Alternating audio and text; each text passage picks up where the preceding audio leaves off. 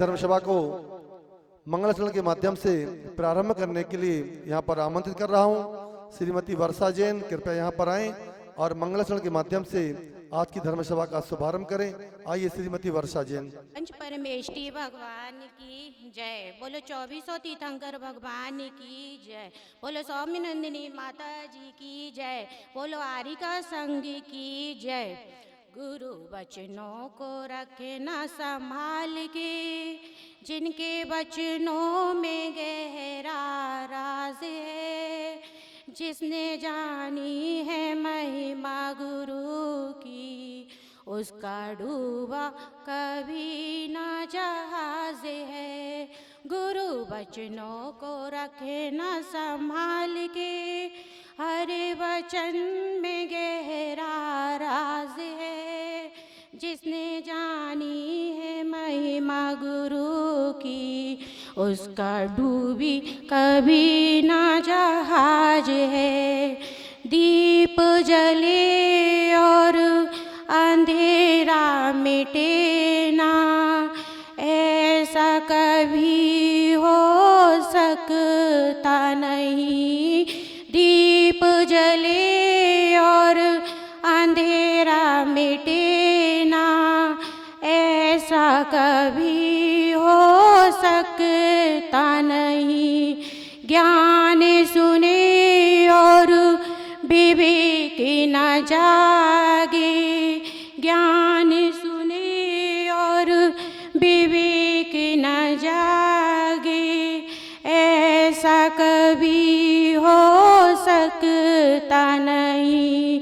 जिसकी रोशनी से रोशन जहान है, जिसकी रोशनी से रोशन मोराजी है, वो फरिश्ता बड़ा ही महान है।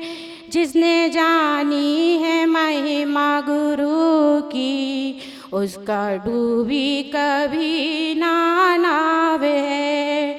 गुरु वचनों को रखना संभाल के, हर वचन में गहरा राज है, जिसने जानी है महिमा गुरु की, उसकी डूबी कभी ना नाव है, डूबी कभी ना नाव है। बोलो सौम्य नंदिनी माता जी की जय। बोलो आरिका संघ की जय।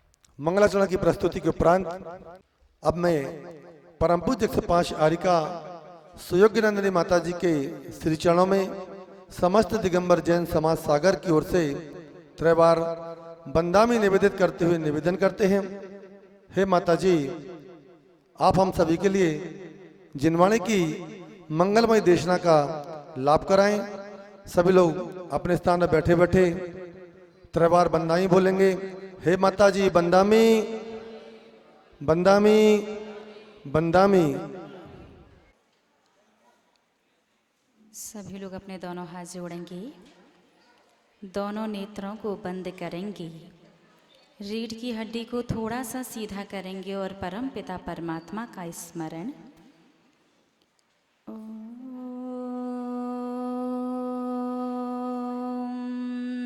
नमः सिद्धिभ्यः।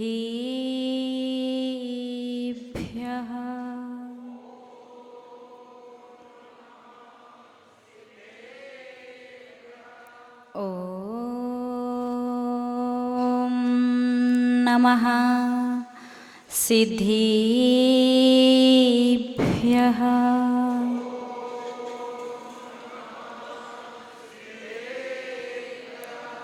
ओम नमः सिद्धिभ्यः।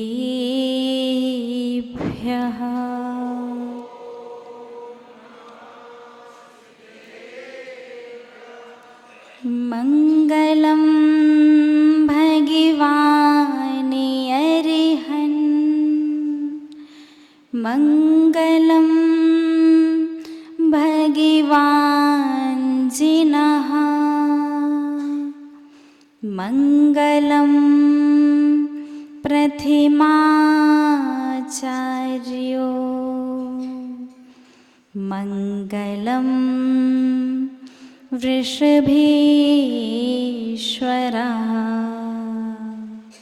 मङ्गलं वृषभेश्वरः।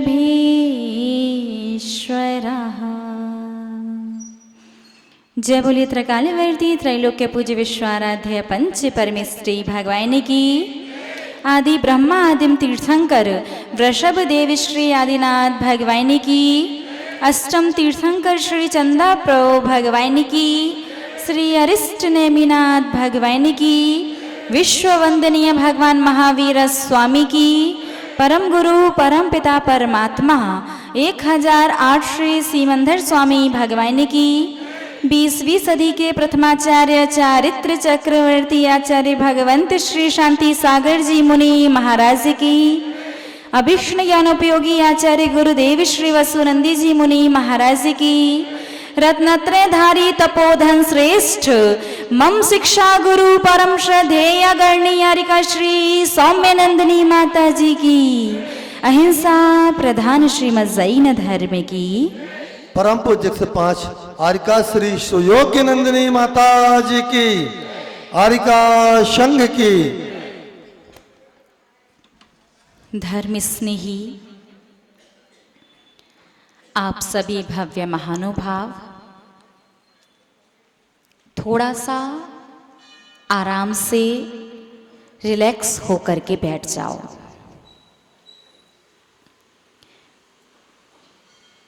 क्योंकि आपको 2 मिनट के लिए बिल्कुल शांतिपूर्वक हमें सुनना है और समझने का प्रयास करना है।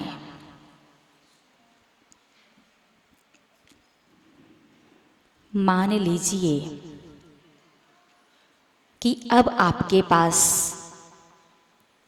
सिर्फ 2 मिनट बचे हैं। आपके जीवन के अंतिम 2 मिनट, उसके बाद आपका जीवन समाप्त होने वाला है, मौत आने वाली है बिल्कुल।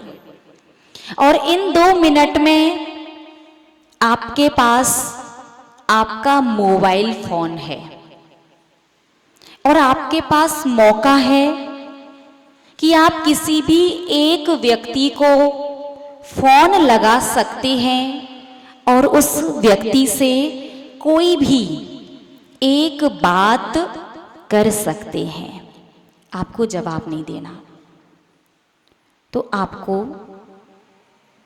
ये सोचना है कि अपने जीवन के अंतिम 2 मिनटों में आप किसे फोन लगाना चाहेंगे और उससे क्या बात करना चाहते हैं। और 2 मिनट भी क्यों, आपको 30 सेकंड में ही सोचना है, क्योंकि फोन करने में भी 30 सेकंड चाहिए। घंटी जाएगी, फिर सामने वाला उठाएगा और बात करने के लिए कम से कम 1 मिनट तो चाहिए ही। तो अभी आपका टाइम स्टार्ट हो रहा है। 30 सेकंड में सोचो कि अगर आपके जीवन के ये अंतिम 2 मिनट हैं, इसके बाद सब खत्म होने वाला है और आपका फोन बस आपके पास है, तो आप किसे कॉल करेंगे और क्या बात करेंगे। Time starts.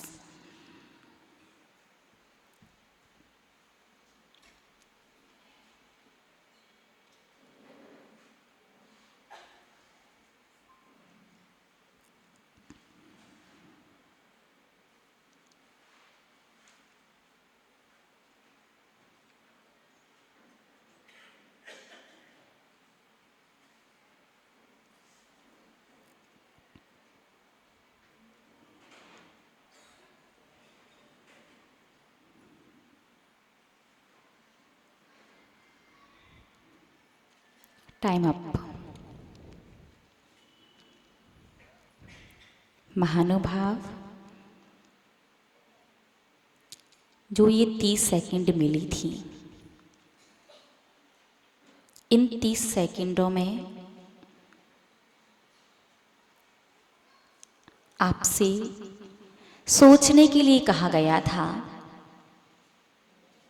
तो हो सकता है यहाँ पर इतने सारे लोग उपस्थित हैं, कुछ लोगों ने सोच भी लिया हो, कि किसे कॉल करेंगे और क्या बात करना चाहते हैं। या हो सकता है कि कुछ अभी नहीं सोच पा रहे हों। हो सकता है किसी के दिमाग में द्वंद्व चल रहा हो, अचानक से ये क्या हो गया, क्या करूं, किसको लगाऊं, क्या करना चाहिए। हो सकता है किसी के दिमाग में अनेकानेक बातें चल रही हों। और ये भी हो सकता है कि अभी किसी के दिमाग में कुछ भी ना चल रहा हो, एकदम से ब्लैंक हो गया हो कि क्या करना चाहिए, किसे फ़ोन लगाना चाहिए, क्या बात करनी चाहिए। और ये भी हो सकता है कि कुछ लोगों के मन में विचार आ रहा हो कि फ़ोन तो ठीक है, नहीं भी लगाएंगे तो कोई फ़र्क नहीं पड़ेगा, पहले मोबाइल का डाटा और हिस्ट्री डिलीट कर दो, क्योंकि 2 मिनट बाद तो किसी और के हाथ में जाने वाला है ना। क्योंकि वर्तमान में जो स्थिति चल रही है ना, वो ऐसी है कि लोगों को मरने से डर नहीं लगता। लोगों को डर इस बात से लगता है कि उनके मरने के बाद उनका फोन किसके पास जाएगा। महानुभाव, अभी तो हमने आपको बताया कि जीवन के अंतिम 2 मिनट है, सोच लो किसे फोन लगाना है, क्या बात करनी है। लेकिन जब जीवन का अंतिम समय आएगा ना, तब का कोई भरोसा नहीं है कि कौन सी सेकंड आपके जीवन की अंतिम सेकंड होगी, कौन सा दिन आपके जीवन का अंतिम दिन होगा, कौन सा घंटा आपके जीवन का अंतिम घंटा होगा। जैसे कि अभी 30 सेकंड में आप नहीं सोच पाए, और हो सकता है कि मौत तो आपको सोचने के लिए समय ही ना दे। तो क्या करना है? अभी जो आप सभी लोग पूजनीय बड़ी माता जी से आध्यात्मिक योगा सीख रहे हैं, ये योगा आपको मेंटली स्टेबल करता है, फिजिकली फिट करता है और इमोशनली स्ट्रॉन्ग बनाता है। मानसिक रूप से आपको स्थिर कर देगा, शांत कर देगा। जो छोटी छोटी सी बातों में जो दिमाग में उथल पुथल मच जाती है ना, बहुत सारे चीजें दिमाग में चलने लगती हैं। छोटी सी कोई भी घटना घटी, गुस्सा आने लगता है, आपके व्यवहार में गुस्सा झलकने लगता है, मान कषाय, मायाचारी, ये सारी चीजें। तो योगा क्या करेगा? मानसिक रूप से आपको शांत करेगा, शारीरिक रूप से आपको स्वस्थ करेगा। क्योंकि स्वास्थ्य जब खराब होता है ना, तो सामने 56 भोग हो, बैंक बैलेंस करोड़ों का हो, बड़ा सा बंगला, 50 नौकर चाकर और कितनी भी गाड़ियां क्यों ना हो, कुछ भी अच्छा नहीं लगता। और ये आध्यात्मिक योगा आपको भावनात्मक रूप से मजबूत बनाएगा। भावनात्मक रूप से किसी ने कुछ कह दिया, कुछ सुन लिया, सामने वाला कह करके तो फ्री हो गया, और आप दिन भर रात भर बस पता नहीं कहां से कहां पहुंच जाते। कहने वाले ने तो इतना सोचा भी नहीं था, लेकिन आप बस सोचे जा रहे और फजूल व्यर्थ की बातों से आप सिर्फ अपने समय को और जीवन को बर्बाद ही कर रहे हो। ये जो आध्यात्मिक योगा है, यदि आप इस योगा को पूर्ण अनुपात में और सटीक तरीके से यदि प्रतिदिन करते हैं ना, तो ये आध्यात्मिक योगा आपके जीवन में वो चीज लेकर के आएगा जो शायद, देखो हमें पता नहीं है, एक अनुमानतः कह सकते हैं कि शायद अभी तक नहीं आई हो। वो कौन सी चीज है? अंत समय में मरते मरते मन में होने वाले प्रसन्नता के भाव। ईमानदारी बताना, जब अभी आप सोच रहे थे कि लास्ट 30 सेकंड में आपको क्या करना है, तो प्रसन्नता वाले भाव मन में आए थे क्या? प्रसन्नता वाले भाव कहां से है? ये वाली बात, भगवान आपने जो जीवन दिया था ये बहुत अच्छा रहा, मैंने इस जीवन का बड़ा सदुपयोग किया, मैं संसार से जा रहा हूं, जीवन बड़ा था छोटा था फर्क नहीं पड़ता, लेकिन जितना जिया ऐसा जिया कि हमेशा दूसरे के लिए अच्छा करने की ही कोशिश की। कभी किसी ने मेरा बुरा किया तो भाव मेरे मन में भी हो सकता है कई बार आया हो और कई बार गलती से कर भी दिया हो, लेकिन भगवान मैं चाहता नहीं था और कोशिश करूंगा कि पुनः कभी मनुष्य भाव मिले तो सबका अच्छा ही करूं, अपने शत्रु का भी बुरा ना करूं। ये प्रसन्नता के आह्लाद के भाव आए थे क्या? बताओ नहीं, मन के मन में रखो, क्योंकि हमें पता है अभी। आप ऑरा समझते, वाइब्रेशंस, वाइब्स, वर्गणाएं, हाँ, तो वो चीजें है ना बड़ी माता जी जो हैं, मतलब हमें नहीं पता कि अन्य साधुओं को हो सकता है बहुत ज्ञान होता हो, ज्यादा ज्ञान होता हो, लेकिन हमने जो बड़ी माता जी में देखा है अथाह ज्ञान है, मतलब कोई लिमिट नहीं है बड़ी माता जी के ज्ञान की। कोई ऐसा टॉपिक नहीं है जिसके बारे में उन्हें सूक्ष्मता से ना पता हो, चाहे फिर वो वर्गणाएं हो, परमाणु हो, भावनाएं हो, आपके शरीर की एनर्जी हो, आपका ऑरा हो, मंत्र हो, यंत्र हो, शास्त्र हो, बीजाक्षर हो, योगा हो, ध्यान हो, प्रथमा नियोग हो, कर्णा नियोग हो, चरणा नियोग हो, द्रव्या नियोग हो, आयुर्वेद हो, व्याकरण हो, न्याय हो, सिद्धांत हो, वास्तु हो, कुछ भी हो, हर चीज का बिल्कुल तल स्पर्शी ज्ञान। श्रावक का ज्ञान तो तट स्पर्शी, ऊपर ऊपर वाला रह गया है, लेकिन हमने जो बड़ी माता सीखा है बिल्कुल तल स्पर्शी, सूक्ष्म से सूक्ष्म बातों को पकड़ने का। उन्हें बहुत मतलब शब्द नहीं है उनके ज्ञान का वर्णन करने के लिए हमारे पास। तो हमने जो कुछ भी सीखा है, समझा है, या हम जो कुछ भी जानते हैं वो तो उनके ज्ञान के सामने, उनके पास समुद्र भर है और हमारे पास तो चुल्लू बराबर है बस। तो उस चुल्लू भर ज्ञान में बस हम इतना समझते हैं कि आप लोगों के माइंड में अभी 30 सेकंड में जो कुछ चल रहा था ना, तो समथिंग इतना तो समझ गए कि वो प्रसन्नता का भाव, वो आह्लाद का, खुशी का भाव तो मन में नहीं, उस तरह से नहीं आया जिस तरह से जीवन के अंत समय आना चाहिए। तो ये आध्यात्मिक योगा क्या करेगा? आध्यात्मिक योगा जो है वो आपको मानसिक, शारीरिक और भावनात्मक तीनों रूपों में आपको एक कर देगा, अर्थात मन की, वचन की, काय की क्रिया को एक सा कर देगा। आपके जीवन में घटनाएं घटेंगी, आपके जीवन में परिस्थितियां आएंगी, आपके मन में, दिमाग में विकल्प चलेगा, टेंशन चलेगा, लेकिन उसका असर ज्यादा आपके ऊपर नहीं होगा। और जब आपको फिजूल की बातों से ज्यादा फर्क नहीं पड़ेगा, या ज्यादा गुस्सा नहीं आएगा, ज्यादा मान नहीं आएगा, या ज्यादा मायाचारी, ज्यादा लोभ प्रवृत्ति नहीं रहेगी, या ज्यादा विकल्प मन में नहीं आएंगे, विकल्पों का असर मन में नहीं होगा, तो निश्चित रूप से जीवन में आपकी संतुष्टि रहेगी। और कहते ना, संसार का सबसे सुखी व्यक्ति कौन? संतोषी सदा सुखी। संतोषी जीव सबसे ज्यादा सुखी है। तो ये योगा जब आप सही अनुपात में करते हैं तो आपके मानसिक, शारीरिक और भावनात्मक तीनों रूपों को वो एक ही दिशा में प्रवाहमान कर देता है। तो बस अब आपको इस आध्यात्मिक योगा को सही से समझना है, और हमें लगता है आपने काफी कुछ समझ लिया होगा, लेकिन आज एक बार रिवीजन और कर लें क्या? क्योंकि अब बड़ी माता जी का सानिध्य अपन को आज 9 तारीख है ना, 12 तारीख से मिलेगा। अपने पास 3 दिन का समय है, तो आज थोड़ा सा रिवीजन कर लेते हैं और कल से फिर अपना विषय प्रारंभ करेंगे।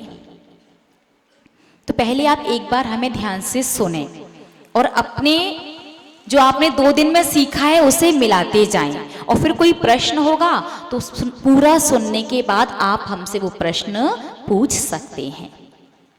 आध्यात्मिक योगा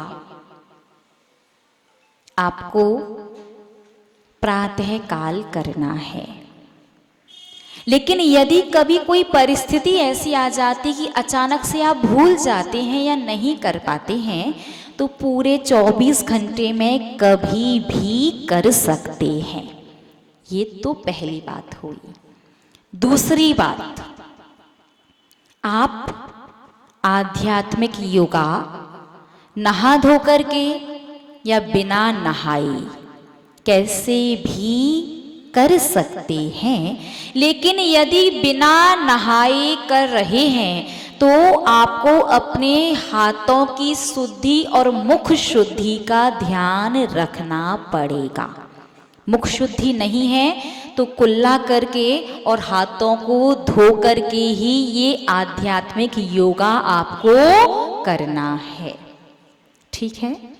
तीसरी बात, आध्यात्मिक योगा करते समय आपको णमोकार मंत्र और जो ऐसो पंच वाली गाथा है वो सब कुछ अपने मुख से बोलना है, मन मन में बोल करके नहीं कर सकते। स्त्री वर्ग प्रतिमाह जो उनके 4 दिन मंदिर नहीं जाने वाली परिस्थिति है, उस समय ये आध्यात्मिक योगा नहीं कर सकती, ना मन में बोल करके ना मुंह से बोल करके, कैसे भी नहीं कर सकती। और इस आध्यात्मिक योगा का प्रभाव असर सिर्फ 24 घंटे तक रहता है।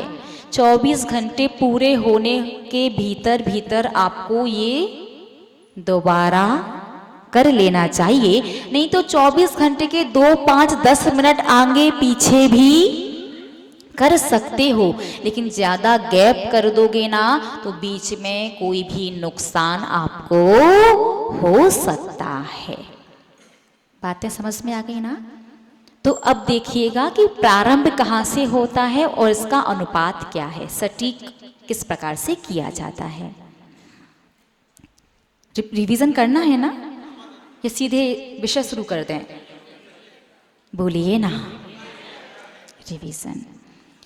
तो सबसे पहले एक बात का ध्यान रखिए,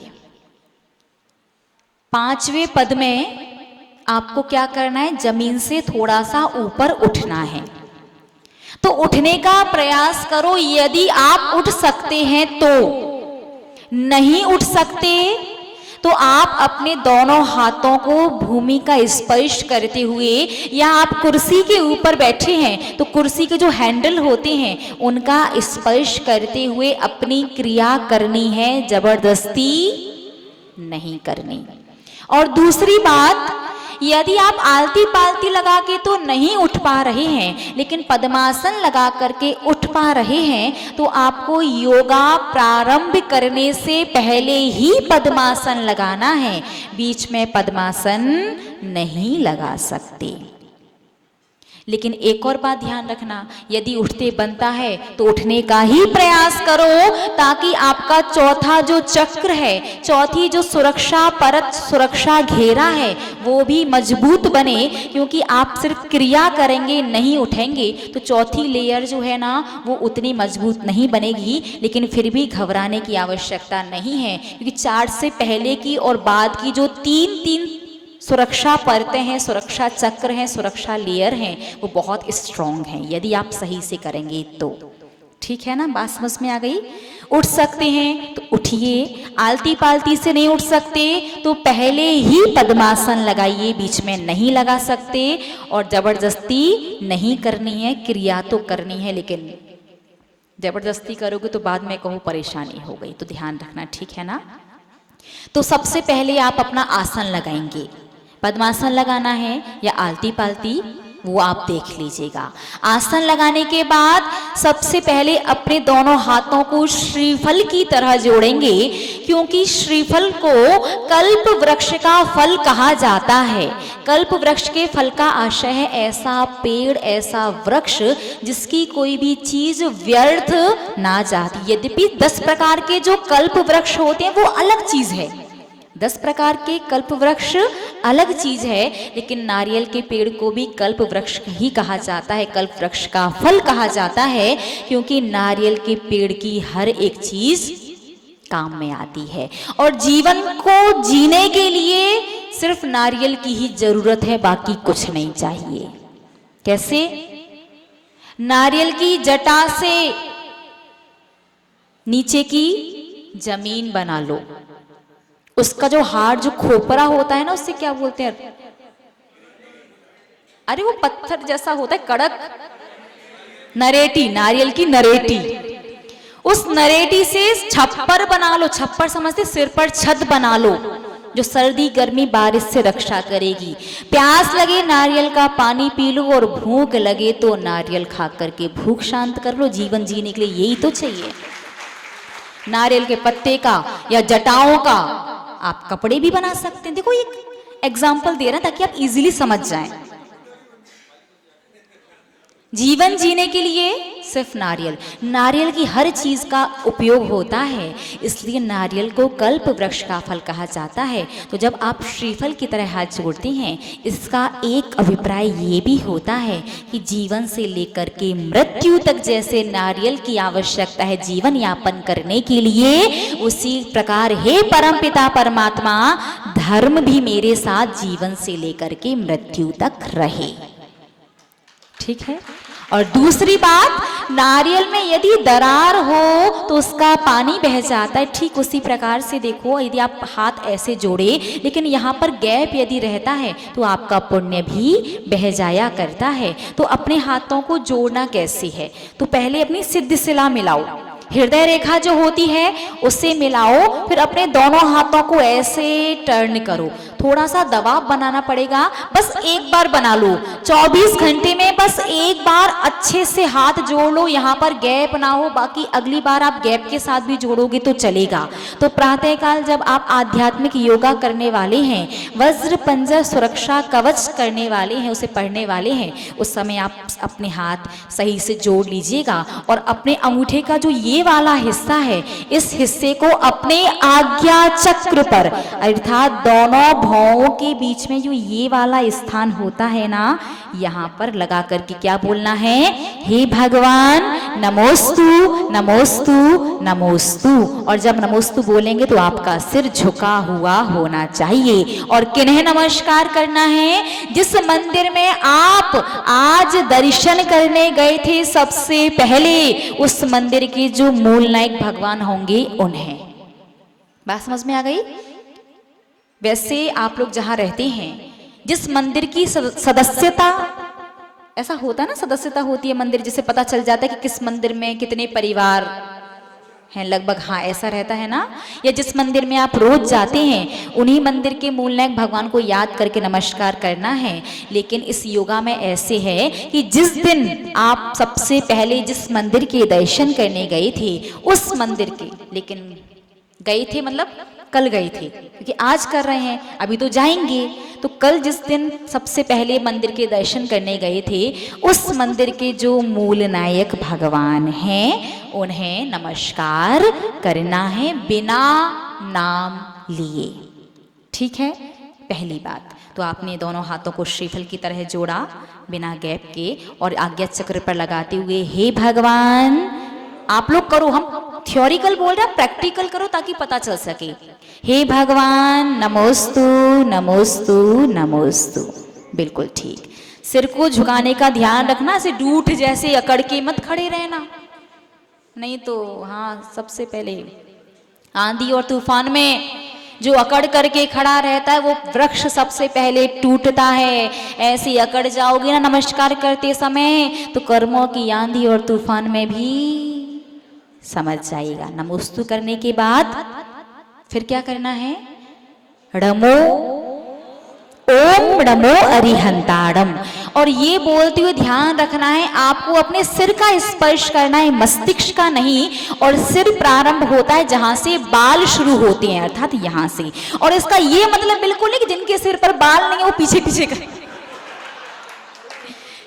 नहीं, हम पहले ही बता रहे हैं भैया, बाद में आपको कि माताजी पंचम काल की वजह से उड़ गए, या हमारे तो यहां से आ रहे तो यहां से शुरू करें, नहीं। हम सामान्य की देखो, आप है ना विशेष केस हो कि आधे है नहीं या उड़ गए हैं, तो सामान्य की अपेक्षा बाल यहां से शुरू होते हैं। तो आपकी जो लास्ट वाली जो फिंगर है, सबसे छोटी उंगली, वो कहां पर पहुंच जाए, यहाँ से बाल शुरू हैं। अपने हाथों को अच्छे से मिला करके रखो, ऐसे मिला लो अच्छे से। और यहाँ से लेकर के आपको जाना है अपनी रीढ़ की हड्डी के टॉप पॉइंट पर। प्रारंभिक जो पॉइंट है ना, टॉप वाला जो पॉइंट है, गर्दन के पीछे यहाँ जो, हाँ कल माती ने बताया ना कोई गांठ जैसी जो लगती है, हड्डी उठी उठी सी, तो यहाँ का स्पर्श करते हुए वहां तक जाना है। तो क्या बोलना है? ओम नमो, कीजिए, ओम नमो अरिहंताड़म। बोलना और हाथ चलना एक सा होना चाहिए। पता चला पूरा बोल दिया, हाथ आधे में रह गए, या पता चला हाथ पहले पहुंच गए और बोला अभी आधा ही है, तो गड़बड़ हो जाएगी। आपको दो चीजें ध्यान रखनी है। ओम नमो अरिहंताड़म जब बोलेंगे तो रीढ़ की हड्डी के टॉप पॉइंट का स्पर्श करना है, और ओम नमो आइरियाड़म जब बोलेंगे तो रीढ़ की हड्डी का जो बॉटम पॉइंट होता है पीछे कमर के वहां, उसका स्पर्श करना जरूर, क्योंकि यदि रीढ़ की हड्डी में कोई गड़बड़ी, कोई कमी हो जाए तो पूरी बॉडी, पूरा सिस्टम डिस्टर्ब हो जाता है। तो रीढ़ की हड्डी भी सुरक्षित, सही सलामत रहनी जरूरी है। तो नमो अरिहंताड़म पर आपकी लास्ट फिंगर यहां से बाल प्रारंभ होते हैं वहां पर पहुंचेगी, वहां से लेकर के ओम नमो अरिहंताड़म। आपके बीच में कैसे रह गए? हम बोल रहे हैं आप करो, ठीक है। फिर ओम नमो सिद्धाड़म बोलोगे तो नाक से लेकर के कान तक पूरा, नाक, कान, आंख, मुंह और आपका मस्तिष्क। तो बड़ा है तो माता जी ने कहा था जब आपका चेहरा बड़ा तो हाथों को फैला लो, ठीक है ना, कुछ इस प्रकार से, ऐसे नहीं, हाथों को ऐसे सीधा रखो, ऐसे, हाँ, और ऐसे स्पर्श करो, ऐसे वैसे नहीं। आप ना टेढ़े ना आड़े, आड़े टेढ़े करोगे तो बीच बीच में से कर्म आ जाएंगे, भैया तूने बीच में जगह बना रखी है, मैं आ रहा हूं, चल। तो हाथों को पहले ऐसे सीधे, ऐसे सीधे करते बन रहा, ऐसे फैला लो, ठीक है। तो आपकी जो लास्ट वाली जो फिंगर है उससे आप अपने नोज का स्पर्श कर सकते, ऐसे नहीं, मतलब जैसे भी कर पाओ, और अंगूठा आपके कान के पास तक पहुंच जाएगा। तो अच्छे सीधे हाथ करके ऐसे करके ओम नमो, हम चश्मा लगा रखा है इसे ठीक से नहीं कर पा रहे आप, ओम नमो सिद्धाड़म, ठीक है।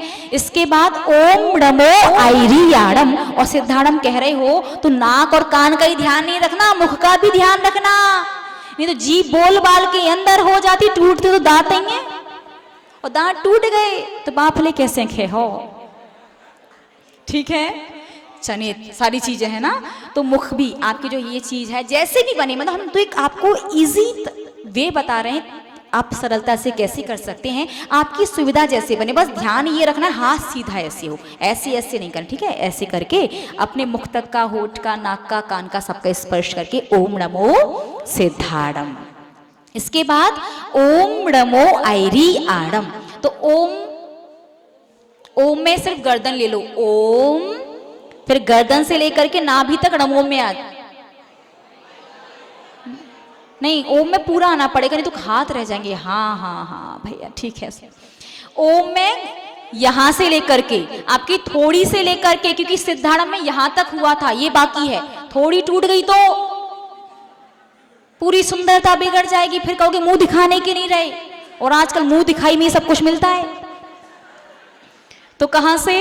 यहां से लेकर के ओम नाभि तक आ जाओ, बिल्कुल नाभि का स्पर्श, फिर नमो में कंधों के टॉप, बिल्कुल यहां से, ये हड्डी महसूस होती है आपको यहाँ, तो यहां से अपने हाथ का करके नमो, अपनी सहज मुद्रा लगाओ, सहज मुद्रा में आगे पीछे नहीं हो जाए, बहुत से लोगों के हाथ ऐसे पहुंच रहे, ऐसे नहीं, आराम से नमो करके ऐसे, इस उंगली का इससे, इसका इससे, इसका इससे, जो जिसका है उससे, ये सहज मुद्रा, तो ऐसे करके लगाओ नमो। फिर नाभि से लेकर के दोनों हाथ ऐसे ही मिले हुए जो हाथ हैं, इन्हें लेकर के पहले सीधे अपने पैरों के पंजों के पास पहुंच जाओ। यदि आपने आलती पालती रखी तो पंजे, और यदि आपने पद्मासन लगा रखा तो बस सीधे ऐसे आओ, ऐसे करके सीधे जाओ, दोनों हाथों को ऐसे मिले हुए।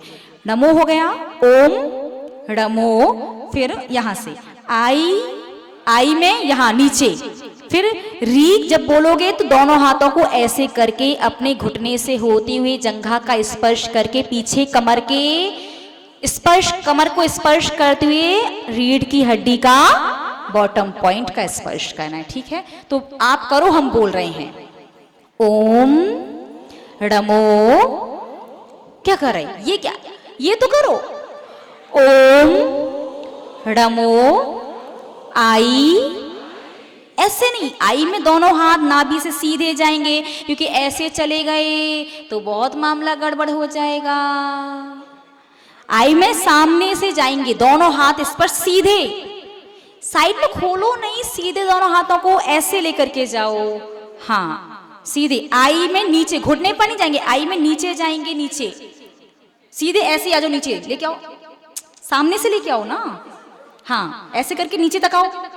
हाँ बस हाथ का स्पर्श रखो, दोनों हाथ नहीं। हाँ आई, फिर री जब बोलोगे तब हाथों को खोल करके फिर पीछे की ओर जाना है। वापस से कीजिए, ओम णमो आई रियाड़म। ठीक है ना। फिर ओम नमो वज्रायाड़म। इसमें ये ध्यान रखना है, जो आप बैठे हुए हैं, जो आसन आपने लगाया, आसन ऐसे नहीं होता, आसन ऐसे होता है। पैर जो वो ऐसे फैलते हैं तो आपका हाथ भी ऐसे ही जाएगा, क्योंकि जब भी योद्धा किसी को ललकारता तो ऐसे नहीं, ऐसे इधर आ। ऐसी कर्म को सुनो, धर्म कर रहे हैं तो तुम देख लो अपना टिकट, कहीं और निकल लो, नहीं तो यहाँ बैठे बैठे तो तुम्हें एक ना एक दिन तो जाना ही है। तो बैठ के काहे को फालतू में टाइम खोटी कर रहे। तुम्हारे पास भी उतना नहीं, हमारे पास भी उतना नहीं, लेकिन आपकी उंगली कैसे, बिल्कुल ऐसे सीधी होनी चाहिए। और आपका जो जैसे आपका आसन लगा है ना, आपका पैर जैसे जा रहा है उसी तरह से आपका हाथ जाना चाहिए। और पूरा हाथ खोलना है, मोड़ा हुआ ना हो, ज्यादा नहीं, ऐसे में पूरा खोलना है आगे की तरफ। और ऊपर कितना लेकर के जाना है, जितना आपका मस्तिष्क है उससे थोड़ा सा ऊपर तो लेके जा सकते हो, उससे ज्यादा ऊपर नहीं लेके जाना, हल्का सा ऊपर। वैसे बड़ी माता ने आपको बताया ऐसे, ठीक है ना। दोनों हाथों को करके, दोनों हाथों से आयरियाणम पूरा ऐसे। जो ये कहोनी, इसे लूज मत करो, इसे तो हाथ को सीधे ऐसे खोलो, ऐसे मत खोलो, ऐसे। आपके पैर ऐसे नहीं है, ऐसे हैं, ठीक है ना। ओम नमो आयरियाणम, दोनों उंगली से। हाँ काफी कुछ सही है, बिल्कुल। ओम नमो आयरी, यहां से लेकर के, पहले से मत करके रखो, आयरियाणम हो गया, फिर यहां से अपनी दोनों उंगली को ओम नमो वज्रायाणम, कर्म समझ के रखो। अब तो धर्म शुरू कर दिया हमने, ठीक है, ये हो गया। आयरियाणम के बाद ओम नहीं, वज्रायाणम के बाद ओम नमो लोए सव्यसाहूरम।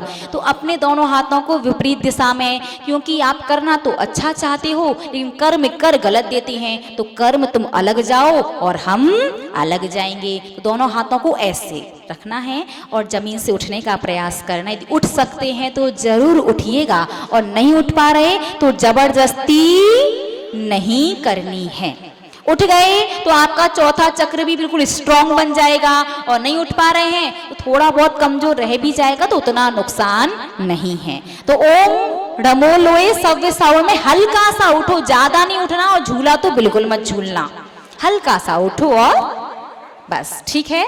और जो नहीं उठ पा रहे हैं, हाँ बस इतना ही, नमो लोए सव्यसाहूरम। तो अब आपके 4 सुरक्षा कवच, 4 प्रोटेक्शन लेयर आपके चारों ओर बन चुकी हैं। अब 5वीं, तो अपनी उंगली को अपने नाक के सीध में से और हाथ को ऊपर रखो, यहां से मिला करके, मतलब ऐसे सीधे रखना है, थोड़ा सा ऊपर करो, हाँ ज्यादा ऊपर नहीं, हाँ अच्छे से बैठ जाओ। फिर ऐसो पंच नमो यारो, हाथ को पीछे भी ऐसे, ऐसे नहीं, मतलब ऐसे करो ना, ऐसे ऐसे नहीं हो पा रहा है क्या, जितना हो सके। ज्यादा ऊपर कहाँ जा रहे हो, और एक ही राउंड लेना है, इतना सारा। वैसे ये भी चीज अच्छी है, आज पता चल गया कोई कौन कौन दही अच्छे से भांज सकता है, सब ऐसे रही जैसी चला रहे, एक ही चक्कर, क्योंकि एक ही चक्र सुरक्षा चक्र 5वें नंबर का नहीं, 4थे नंबर का बनेगा। पहला 3 पद से, दूसरा 4थे पद में, तीसरा 5वें पद में, ये चौथा बनेगा। अच्छा तो ओम नमो लोए सव्य, अच्छा हम कंफ्यूज हो गए, सॉरी। ओम नमो लोए सव्यसाहूरम वाला वो तीसरा सुरक्षा कवच है, अपन चौथा कह रहे थे, तीसरा वाला है, ठीक है, हो गया, ठीक है ना। तो ये चौथा है, और आपको ये अपनी सामने सीधे से लेनी है उंगली, और ऐसे करके जब आप ऐसे टर्न करोगे तब आपकी ये हाथ है वो सिकुड़ेगा, ठीक है।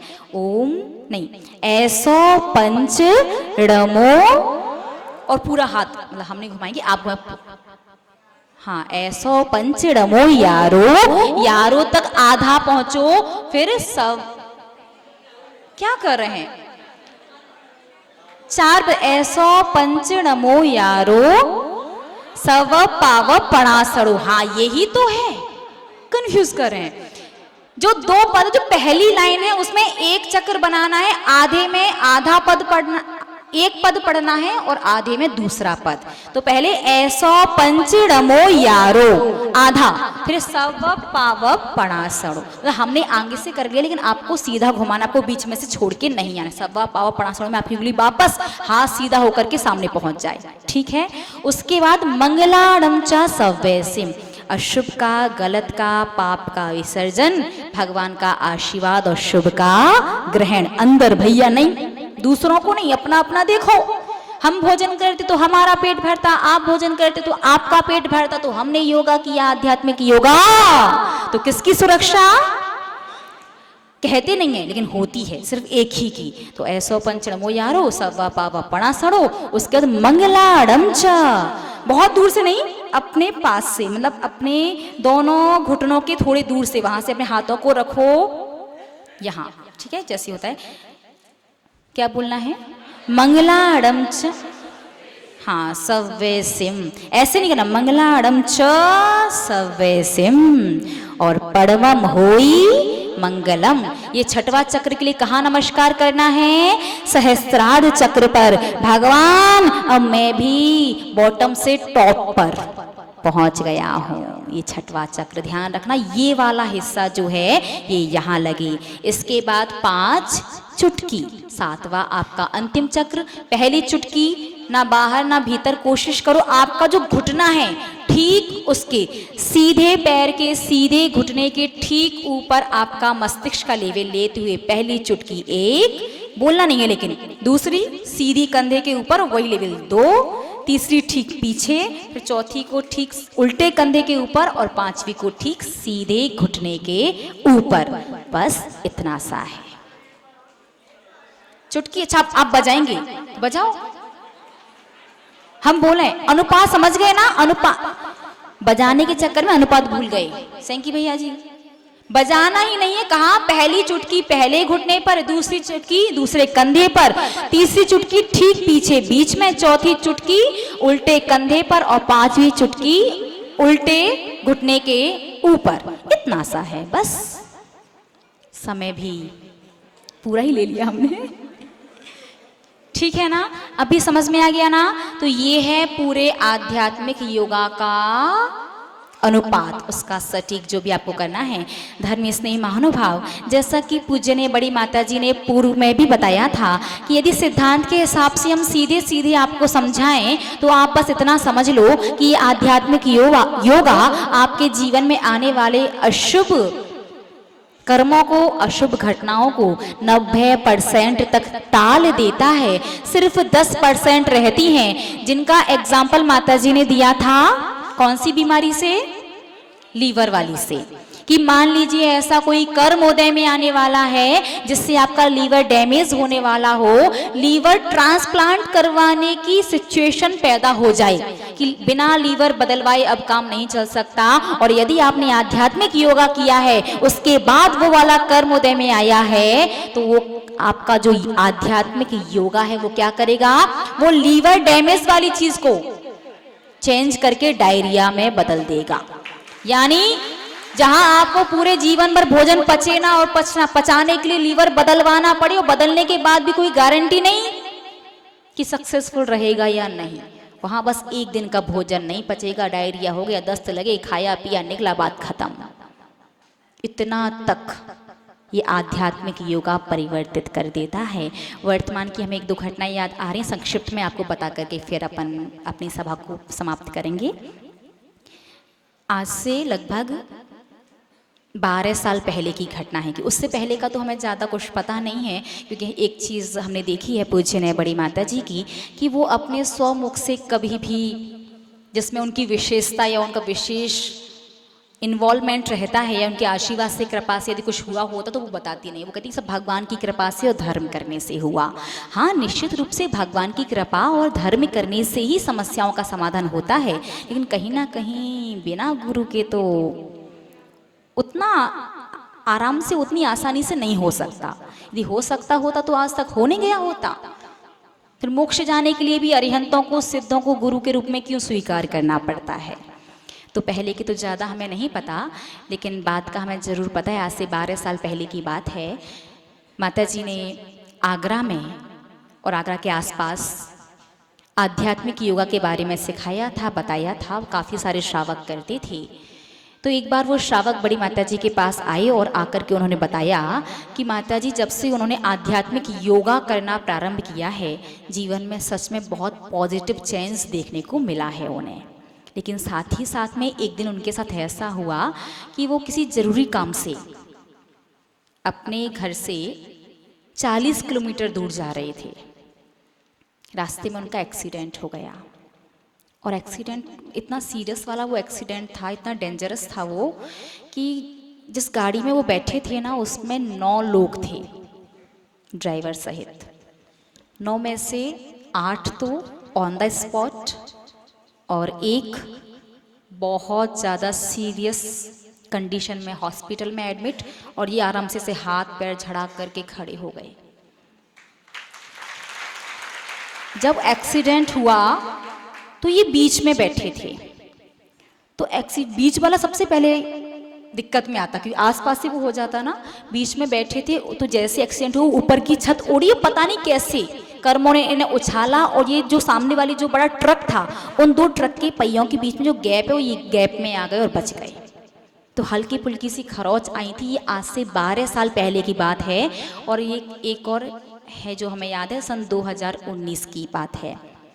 हम लोगों का चातुर्मास कोटा में हुआ था। कोटा से बिहार करके हम लोग सिंघौली पहुंचे थे, नीमच के पास सिंघौली है, यदि आपने नाम सुना हो कभी तो वहाँ पर हम लोगों की शीतकालीन वासना हुई थी आरिका संघ की। वहाँ पर बड़ी माता जी ने इस योगा के बारे में बताया, बहुत सारे लोगों ने करना शुरू किया। तो सिंघौली के जो लोग हैं वो आज भी मतलब बहुत ज़्यादा उनका प्रयास रहा कि आरिका संघ का चातुर्मास उन्हें मिले। लेकिन आरिका संघ का बिहार, जैसा कि आप लोगों को भी पता है कि अभी थोड़ी सी मानसिकता है, यदि अनुकूलता रहती है तो शिखर जी की ओर जाने का मन, शिखर जी की वंदना का मन है, मानस बनाया है। तो सिंघौली वालों को चातुर्मास तो नहीं मिला, लेकिन एक घटना उन्होंने ऐसी बताई। सिंघौली का एक बहुत संपन्न परिवार, जिनकी कई फैक्ट्रियाँ वगैरह चलती हैं, उनकी आइस फैक्ट्रियाँ, बर्फ़ बनने वाली, पानी की बर्फ़ भी बनती है और बाकी जो आती है ना मार्केट वगैरह, वो चीज़ भी। तो बहुत बड़े बड़े उनके कोल्ड रूम वगैरह होते हैं। तो उनका एक वर्कर था, तो वो काम कर रहा था उसमें, और काम करते समय उसे बहुत जोर का करंट लग गया। कि कोल्ड रूम के लिए ना बहुत पावर चाहिए होता है, बहुत लाइट चाहिए होती है। वो करंट इतना ज़्यादा पावरफुल था कि उसकी धड़कनें, श्वास, सब कुछ ऐसी हो गई कि भैया अब तो परिवारजन को मिला दो, बाकी इस व्यक्ति में कुछ भी नहीं है। सिंघौली के डॉक्टर ने मना कर दिया, नीमच रेफर किया। नीमच के डॉक्टर ने तुरंत दूर से ही देख के थोड़ा बहुत चेक किया, जो भी किया, सीधे जयपुर के लिए बोल दिया। और वो श्रावक उस समय बड़ी माता जी के पास आ रहे थे।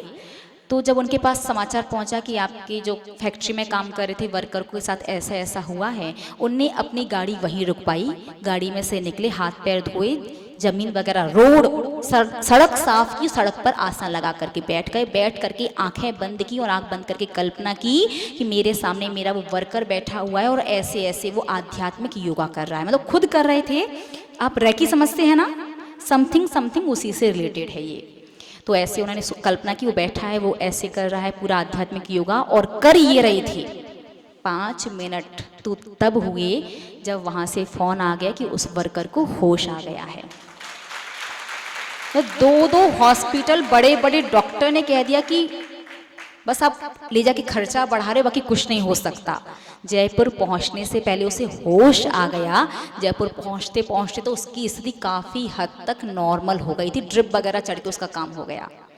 तो यदि आप कभी किसी दूसरे को यदि आता नहीं है और उसकी कभी परिस्थिति आ जाए, तो आप उसके लिए भी यदि सही से अनुपात में यदि करते हैं तो उसके लिए भी ये बहुत ज़्यादा प्रभावशाली है।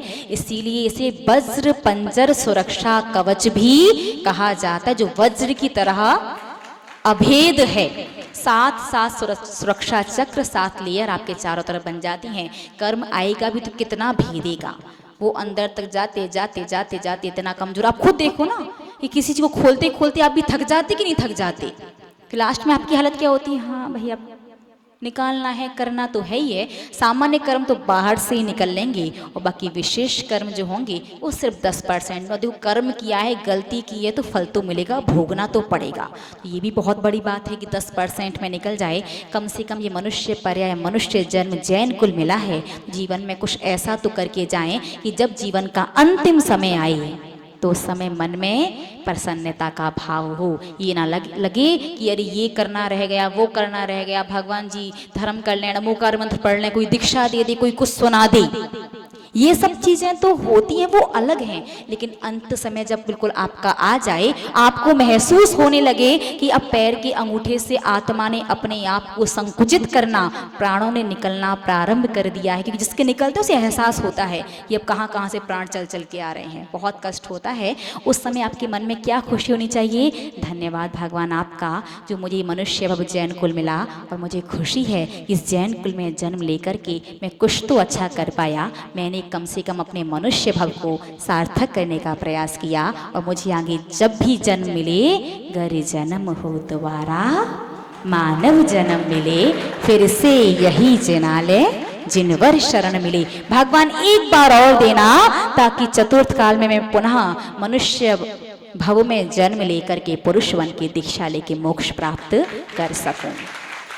तो इतना विशेष फल, आज आपका समय थोड़ा ज़्यादा भी हो गया है, इतना विशेष फल इस आध्यात्मिक योगा का है। तो अब आपके जो भी प्रश्न हैं तो अब थोड़ी से पेंडिंग और रहने दो, शाम को आते हैं यदि आप तो हम शाम को बता देंगे, नहीं तो फिर कल परसों 2 दिन का समय है तो अपन उनको जो भी डाउट्स हैं, प्रश्न हैं, आप हमसे बाद में प्रातःकाल ही क्लास के दौरान या क्लास के बाद पूछ लीजिएगा, ठीक है ना। जय बोलिए परम श्रद्धेय आदरणीय हारिका श्री सौम्यनंदिनी माता जी की।